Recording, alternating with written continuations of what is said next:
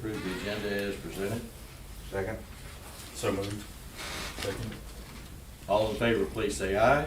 Aye. Opposed, motion carries. First order of business is election of officers. If we stick with the natural order of things, Mr. Mills would be president, Mr. Hines would be vice president, Mr. Fricke secretary. Oh, No. Yeah, I think I'd be Spencer's vice. Spencer's vice. Spencer. Oh, Yeah. okay, I'm sorry. Okay. Well, anyway, That's okay with me too. then maybe we need to do Spencer in the spotlight. Yeah, maybe. You got me over here in the corner where I'm happy. I would entertain a motion to elect the officers as presented. So moved. Second. Motion been made and second to elect new officers for the upcoming year. All in favor, please say aye. Aye. Aye. Aye. Motion carries. Mr. Mills, you're in charge. All right. If there's nothing else, we'll go ahead and adjourn.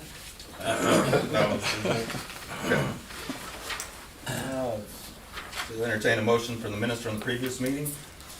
Second. A motion is second to approve the minutes. All in favor, say aye. Aye. All opposed, same sign. Motion carries. Good morning, Mr. Mayor. Morning, sir. Anything city has to share with us, or? Just sitting here nice and quiet, listening in, and say thanks every day for what you guys do. We appreciate it. Thank you very much. We'll move right on into reports.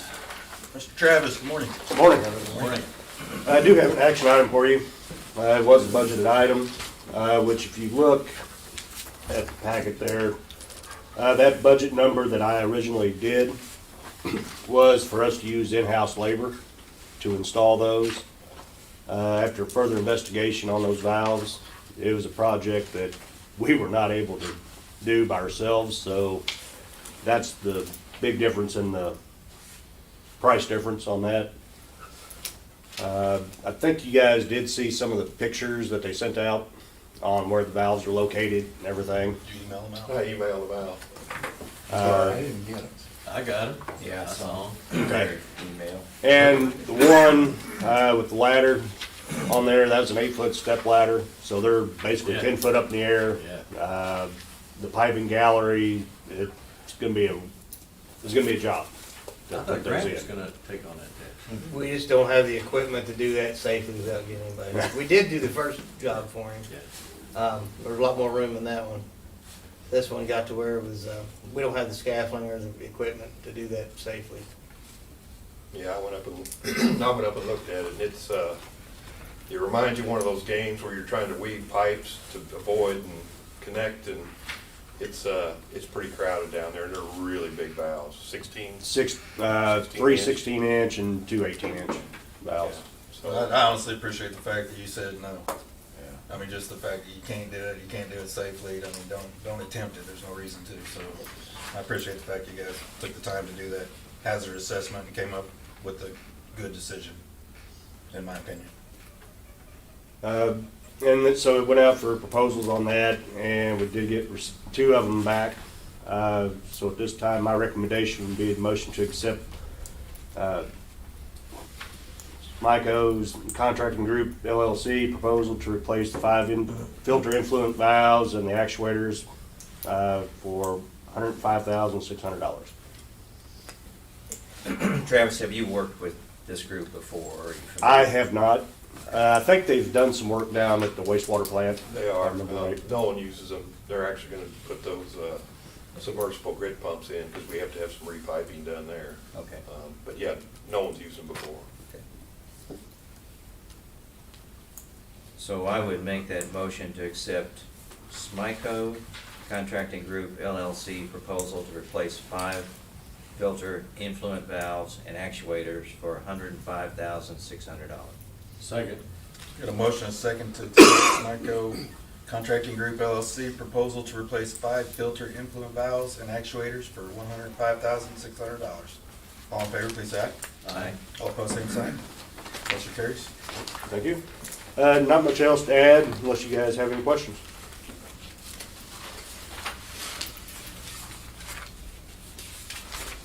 Any other questions for Travis? Thank you, Travis. Doug? Morning, gentlemen. Morning. I also have an action item for you today. Going to replace the ditch switch mini skid steer. This is a budgeted item. This unit is a 2010 ditch switch SK650. It's a mini skid steer that has different attachments, got a backhoe attachment, blade attachments, bucket attachments. And we use it very heavily on the underground projects with a lot of digging and moving material. We also use it in the winter for snow removal around here. I'd like to replace it with a similar unit. I'd like to keep the old unit as a backup spare. This unit's getting some age on it, so hoses, cylinders and things, starting to break down once in a while. And when that piece of equipment is broke down, that project stops. So I know, talking to Jim, they could use another one in the IT department, so when we're not using it, they certainly will. So with that, my recommendation is for a motion to request bids for a new mini skid steer and trailer.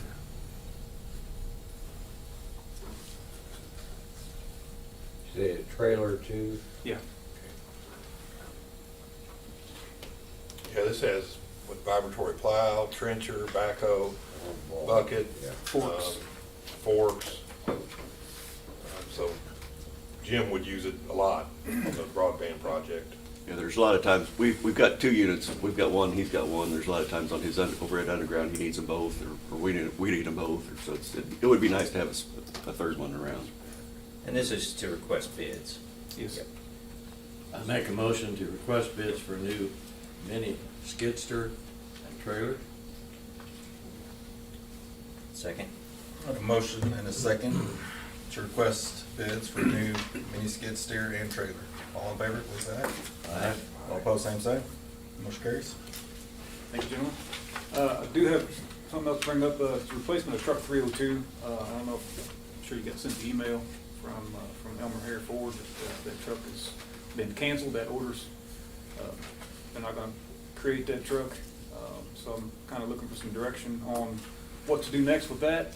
I did reach out and try to figure out what the process was for the state contract bid. I did talk to a lady there, and with the way the conditions are with the market, there are no firm fixed pricing on that. So normally there would have already been a bid process for the medium duty trucks.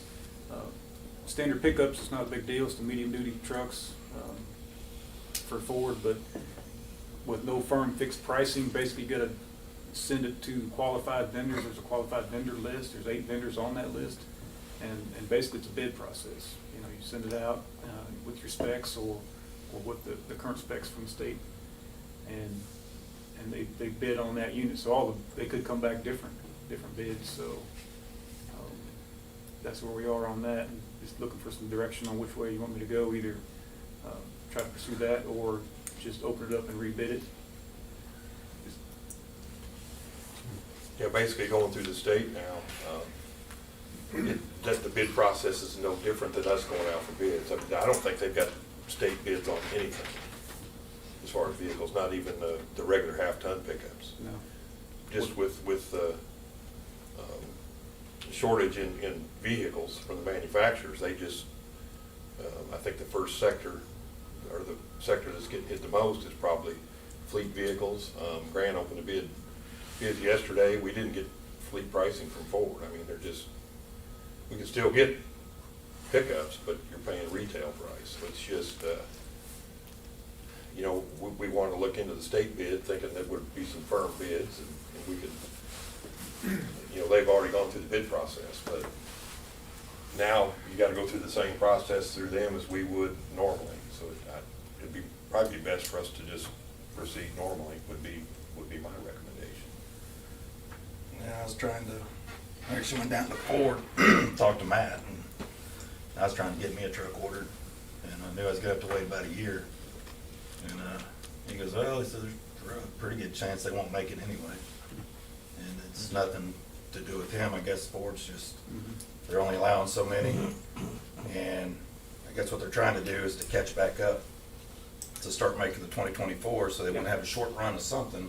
So they're only allowing.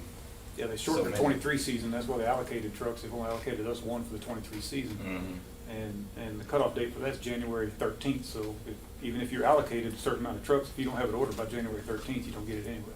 Yeah. So, Hey, and when you say proceed as normal, do you mean to rebid or? Just To rebid. Okay. I think that'd be. the What best kind way. of truck was this? What's that? What kind of truck was it? Half-ton? It was it's a 1 ton. 1-ton truck, yeah. Super duty. Medium duty, super duty, You know, cabin chassis. And that truck was ordered 2 years ago in April. Mhm. And it's to replace an 18-year-old truck that's used daily, so. Right now. I mean, we don't really need a motion, do we? And just proceed. I guess we probably need to reject the bid. So do we need to kill the other one? I would reject, I think just to make things smooth and clear, reject the bid, original bid for truck 302. Mhm. Or reject the bid that was awarded and then go out for bids again. I make a motion to reject the previous bid for truck 302 for Elmer Hare Ford and request bids for a new Super Duty truck and chassis. Will that work? Yeah. And it probably won't be a Ford. Second.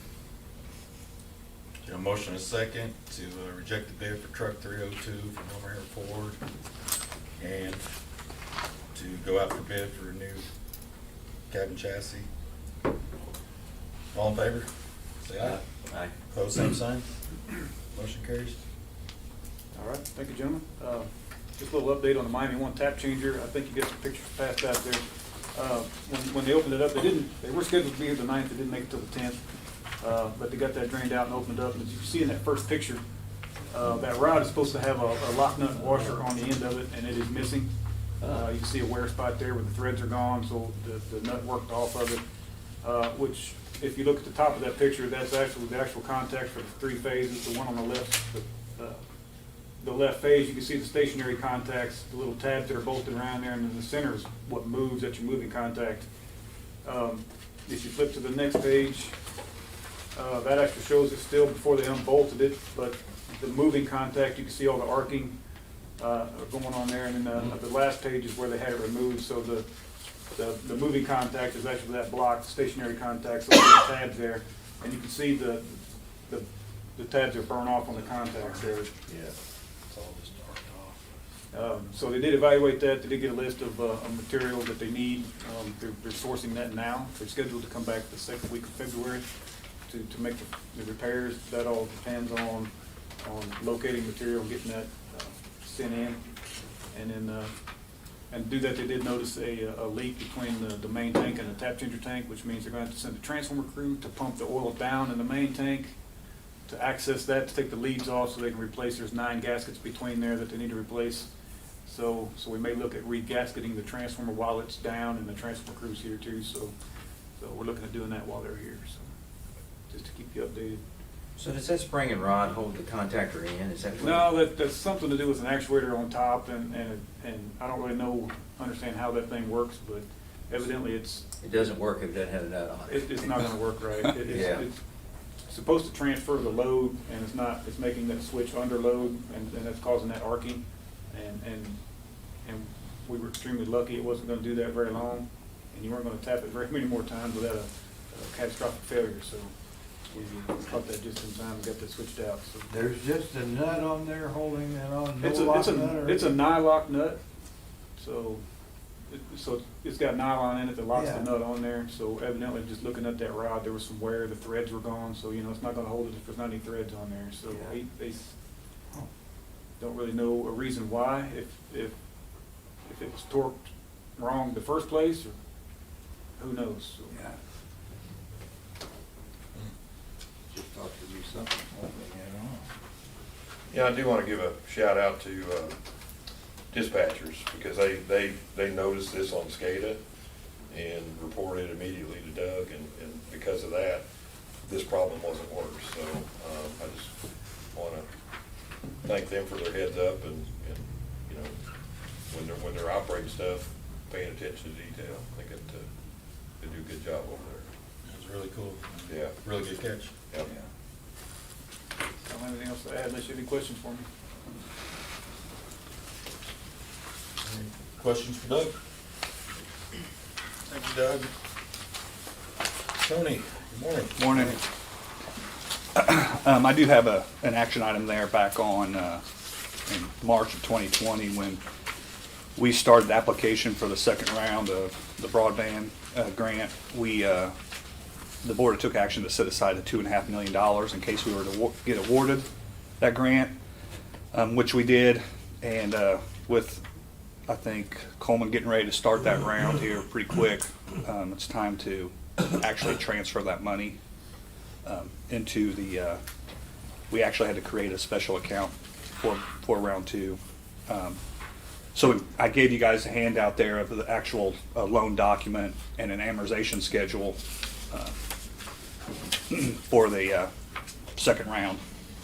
So we just need a motion to accept that loan, interdepartment loan for $2.5 million. That loan agreement, we capped it at $5 million?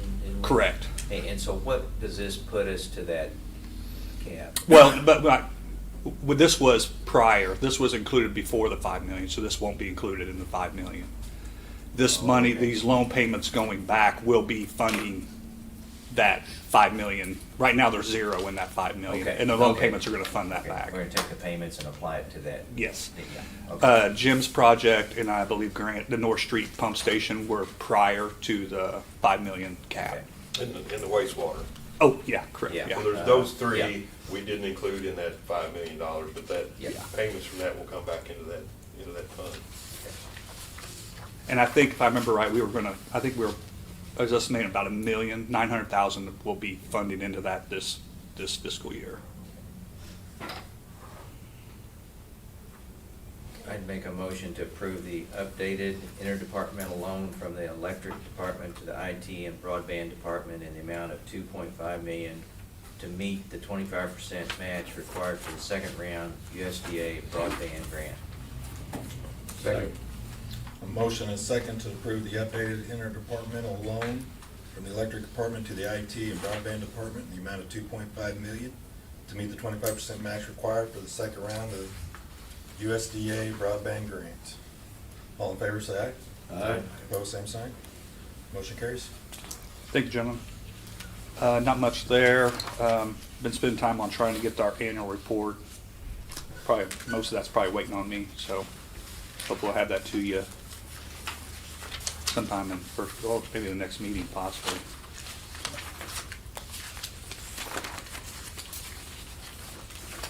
We, on the drive-through roof, or where we? I remember did we have a discussion about that? We were thinking we were not gonna do that, but we left it in the budget in case we needed to be done. I was looking at that and I thought we had a conversation about that. I couldn't remember the I can't exact do that, that's why I was details. asking. I'm like, what did we end up doing with this? I think, but it's still included in the budget, but I think we just kind of agreed that we probably weren't gonna do it unless something, We're just gonna kind of leave it in there and let her hang for a bit? yeah, I think so. Okay. We were kind of concerned about the price. Oh, wow, those seem pretty expensive. Yeah, it was, yeah. Yeah, did I get bids on it? It was really high? I think you got an estimate. I don't know if you got an actual bid. Yeah, But we got an estimate, and it was, yeah.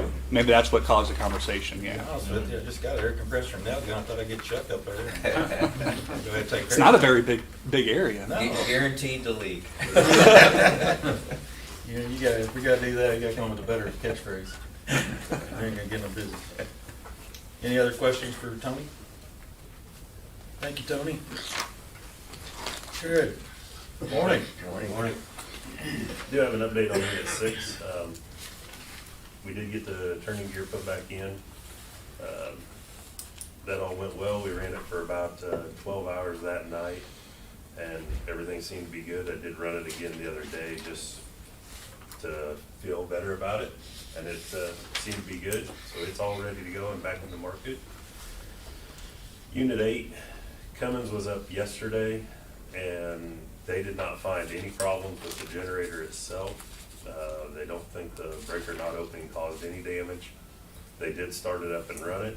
The breaker would not open again. So they took unit 7's breaker out and put it in 8, and it worked fine. So it's pretty apparent that it is in the breaker. So the next step is gonna be to get that breaker looked at. All 3 of those breakers for the genset units have been 10 years since they've been looked at, so I think we're gonna go ahead and go through all 3 of them and get that done, and hopefully get it back to the market before long. But the good news there was no damage to the generator that they saw. They didn't have any concerns there, so hopefully we'll get the breaker done and get that put back in. And that's about all I got. So they put the 7 breaker back in 7. Yes, yeah, we put it back the way it was. Yep.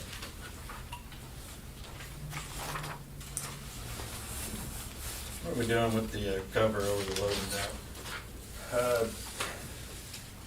When we were doing ConAgra, I think that would have been a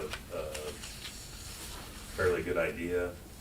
The amount that we're using it now, I'm not sure that it's really needed. Can we redact that or something? We can, Jared and I talked about that the other day. We may want to just kind of wait and continue to evaluate it. But yeah, we can. I don't know if I mean, Jared's it's comfortable from doing. 19 and 20, I don't know. Yeah, is that something Jared's comfortable doing or not? 3 years old and 3 years' money ain't the same money as it is today, No. and it's just hanging on for what? Yep. You know? The way things are going out there right now, I don't see the need for it. You know me, I'm kind of a little stingy about those old ones that show up. No, After 3 or we 4 made- years, they're still on there, I'm going, what's going on? we've made a lot of progress, but there's still a few hanging on, so. Just leave it on there for now, but I'd like to figure out. Yeah. If we're not- Yeah, we're just, not gonna do we'll- something with it, we need to We'll figure it talk about it a little bit more and then come back to it.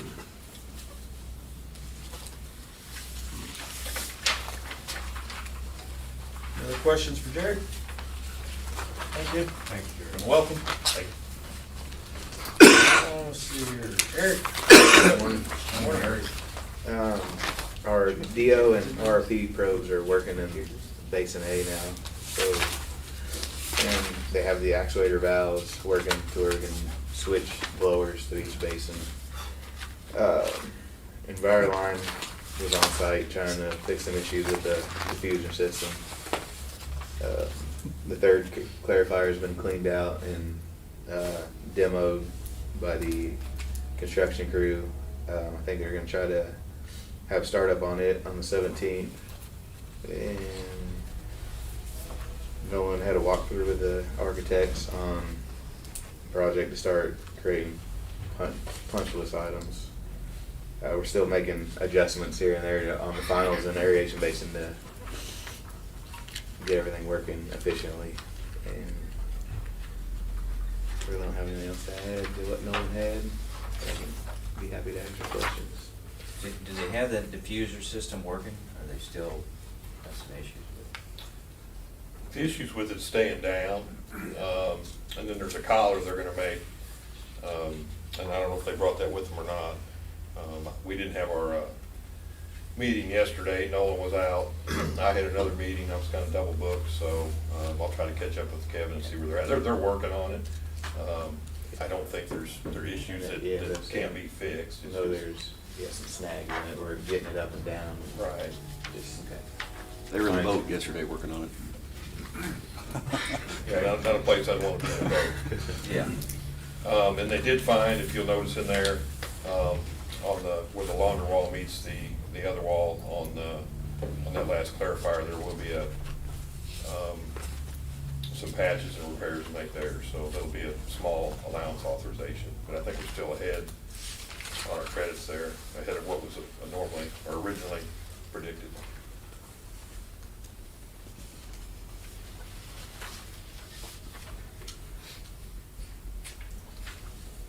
And we're still building building sludge, or trying to build sludge, I think, I aren't we? think we're pretty close to be able to waste now. We got our mixed litter about where we want it, as far as where, they were wanting to see it, so we're making progress there too.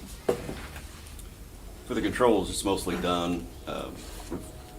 We've been testing the blower rotation where it switches from these two to these two, or whatever. We've been testing that for the last week or so.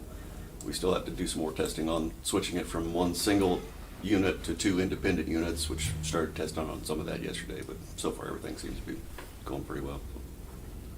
Jim's done a lot of work on that, getting all that put on SCADA, and done a real good job for us.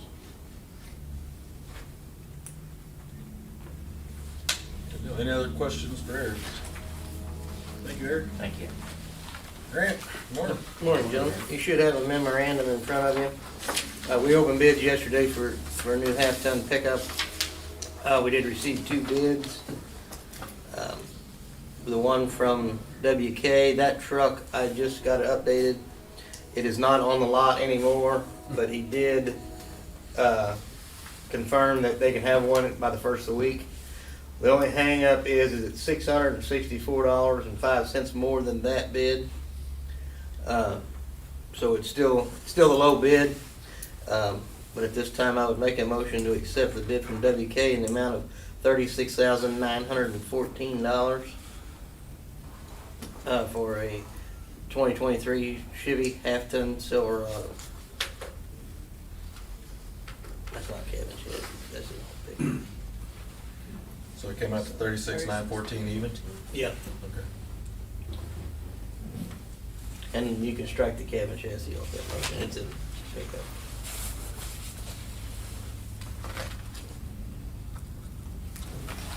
They had this on the lot, but they sold it. They sold it. They had it on lot Monday and it's gone, but he just texted me when the meeting started and said they can have one by the first of the week. Well, by the way, again, I make a motion to accept the bid from WK Chevrolet in the amount of $36,914 for a 2023 Chevy 1500 Silverado half-ton pickup. That meets all your specs and everything. It does.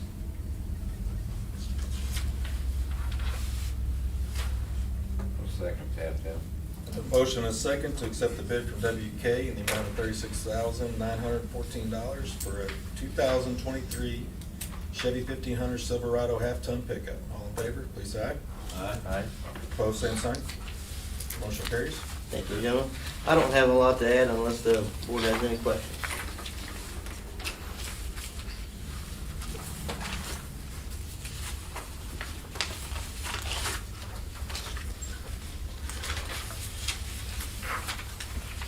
Have you received your closed circuit trailer and camera? You got? We have not. The Oh, that's components, the next step, yeah. the components are built, and they actually did pick that up Tuesday morning and took it to Indiana to start installing that.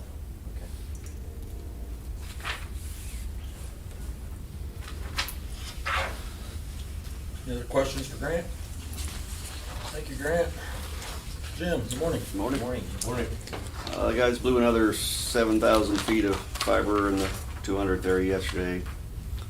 Still having a little bit of issue with the compressor, probably not being quite up to par with what is recommended, but they're working through it so far. We're about 2/3 of the way through the 200th area with fiber and about 30% of the way done with splicing in that area. So we're making pretty good progress there. We've been knocking them off the list in the WW area. We're probably halfway through the list. We got had a bunch on the list from that area. Coleman has started in round 2. He started down south of town, and the contract he's working on, there's one rocky section that's about 4,000 feet of rocky stuff. He's about halfway through that. Once he gets through that, he's up back on his plow and probably make good headway after that. That's about all I've got, unless you got questions. What's the, kind of made mention of an air compressor, maybe, is there something we could do better to make that? The ones we've got are pretty much standard air compressors that are what, 30 years old, Grant? I don't know, but Yeah. they're pretty old. The ones they recommend for blowing fiber are more high velocity type.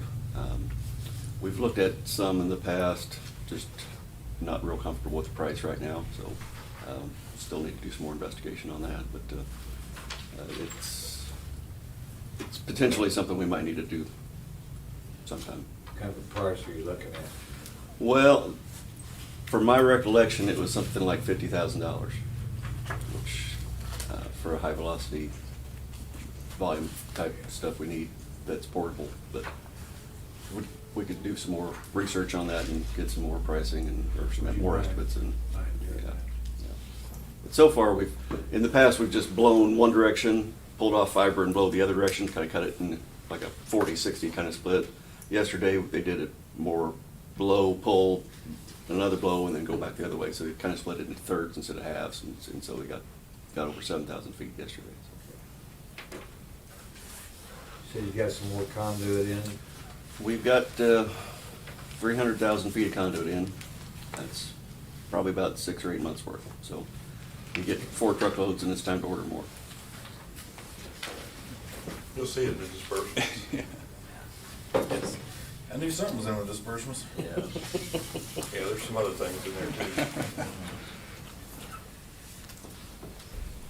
Again, thank you. You guys are doing a great job and still just hearing all the good stuff, so.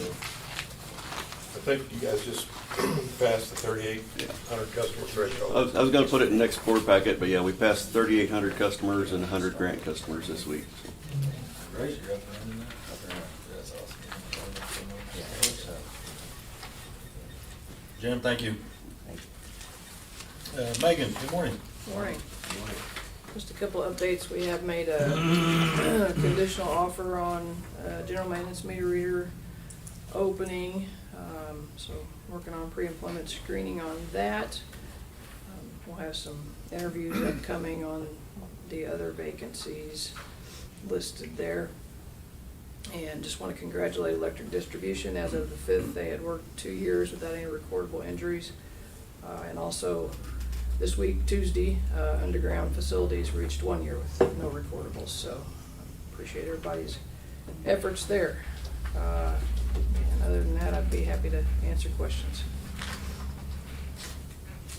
Well, I do, not directed to you, Megan, but the Bobcat excavator, what did we find out? I know we took it to Columbia for repair. We took it to Columbia and the turbo had done catastrophic damage. We're replacing the motor. That's just gonna be $20K plus, I think it was $20,560 some. Supposed to be a 3-week turnaround on that. Okay, so we're gonna put a new motor in it? Yeah. Okay, thank you.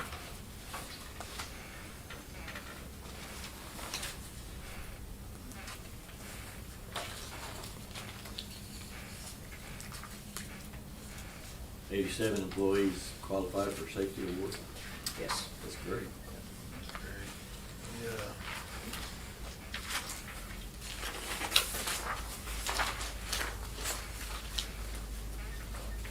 No, good job. It seems like we've harped on safety for the last, I don't know, 8 years. And it's finally paying off. You know, I don't say it's finally paying off. They did a pretty good job, but I think paying attention to all the menial tasks and the everyday tasks that get overlooked and get, you know, guys get complacent about it. So, good job with it. Keep pushing it, and seriously, congratulations for 2 years with no recordables in distribution. It's a huge accomplishment, so thank you. Anybody have any questions for Megan? We'll go to the long-winded one, Jeff. Yeah. If you notice, kind of condensed down the peer review summary, just trying to, Yeah. some of the completed ones I've just taken out the write-up, so just trying to keep that updated. Just a little bit to add on the NESC pulse space, communication versus supply. I'm starting to work with one of the presenters that put that on at MPUA to get some drafts and some different things, and then I'll have to get with Josh Taylor and kind of work on something for here, but we're kind of moving that forward. Kind of doing that, you know, I think we're going to revisit our pole attachment agreements with some of the different entities. I think we've got 4 of those. The oldest one is 1965, which I think she told me yesterday when I was talking to her was the oldest one she's seen so far. So I think it's kind of one thing leads to another, and while we're working on the NESC issue, I think we're going to clean up some other stuff in the process. So just kind of getting started on that. Jared and I do have a generation roundtable next week in Higginsville. Continue to discuss capacity credits there. Working on getting historical data from our units, what we spend on them, what our costs are, to forward to them to kind of look at there. So don't really have anything else. Be glad to try to answer any questions.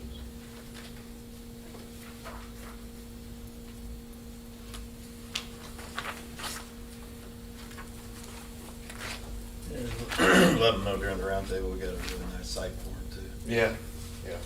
And smile real big. Well, we're probably going to host one of those. Chillicothe had the first one. This one's going to be at Higginsville, and I'm sure we'll have one at our location as well. I think it's just kind of something they just started. They're starting really to do a lot of roundtables in different disciplines. You know, whether it's broadband. I think broadband's going to have their first one coming up too. So, but yeah, we'll have an opportunity to host and kind of showcase what we have here.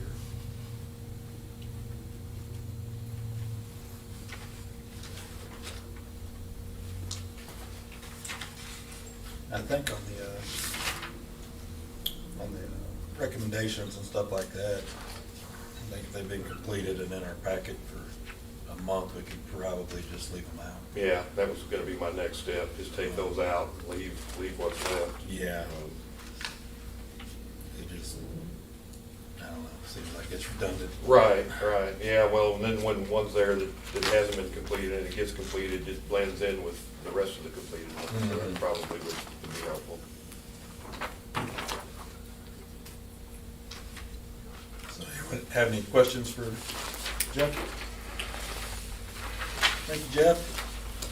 You want cash disbursements?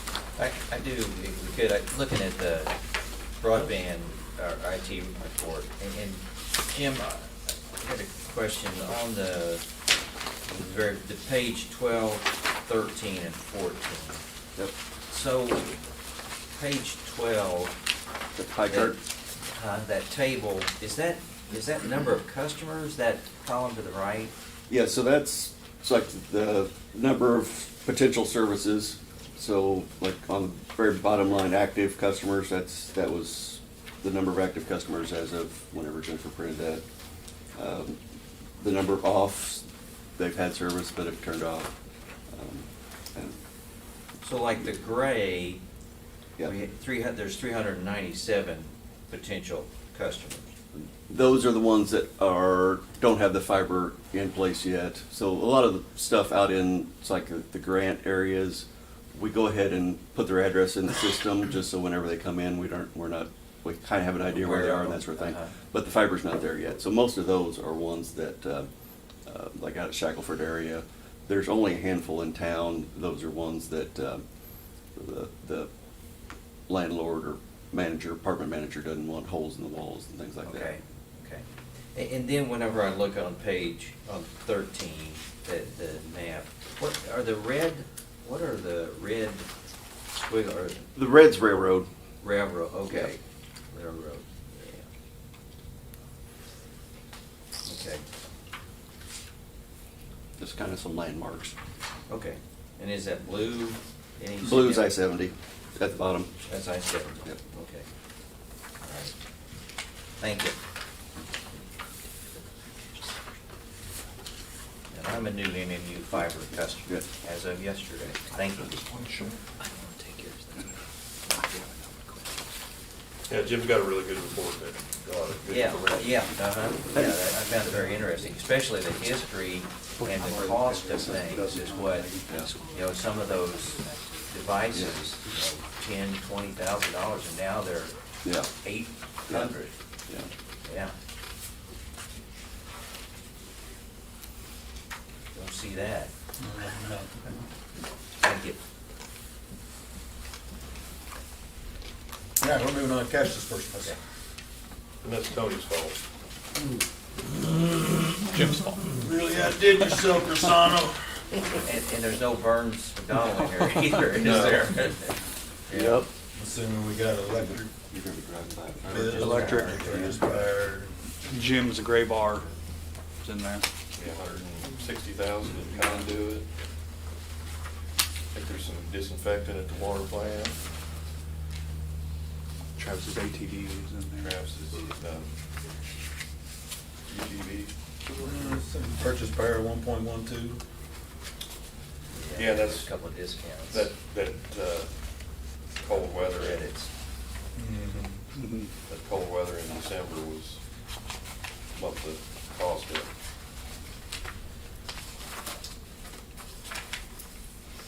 I think I saw market power when we had that cold spell that was over $1,000 a megawatt hour. I'm really surprised we didn't get dispatched. We had 6 in on diesel, just because usually when it gets cold, we can't get gas, so we wanted to stay in the market. But,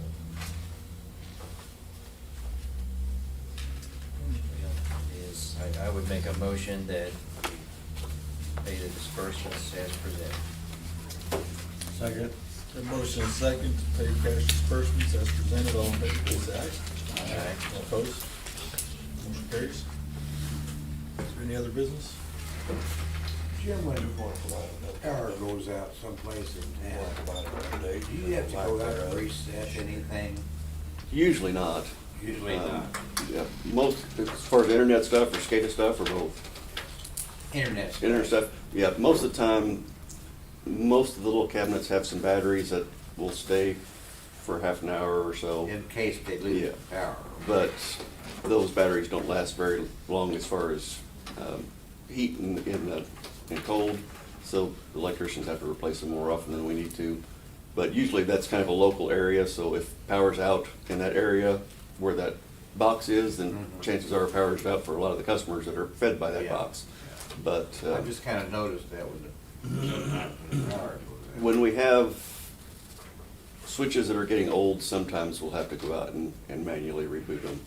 But usually 2 or 3 times of that, and we replace the switch. Thank you. Steve, you would have a short exec for legal. So our next regular board meeting will be Thursday, February 2nd.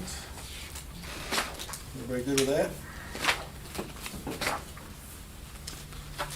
Not even gonna put it in my calendar because Spencer will call me, so I'm good.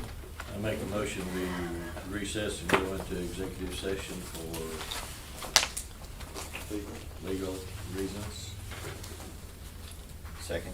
Motion second to go into executive session for legal reasons. Tim Bryant, yes. Chuck Hines, yes. Spencer Trickey, yes. Steve Mills, yes. Take a quick 5.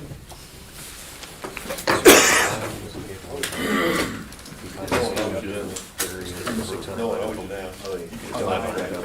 Grilled me. I did good.